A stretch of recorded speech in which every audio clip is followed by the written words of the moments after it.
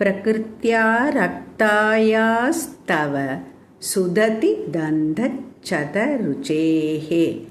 प्रवक्ष्ये सादृश्यं जनयतु फलं विद्रुमलता न बिम्बं तद्बिम्ब प्रतिफलन रागादरुणितं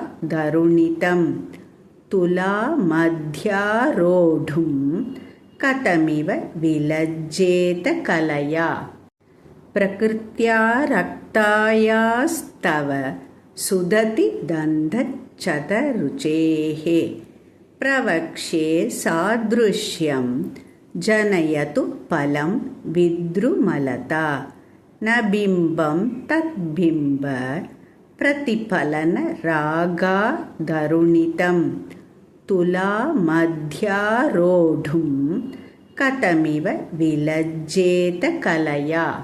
இந்த ஸ்லோகத்தின் பொருள்: அழகிய பற்களை கொண்டவளே, இயற்கையாகவே உனது சிவந்த உதடுகளின் அழகுக்கு உவமானம் சொல்கிறேன்.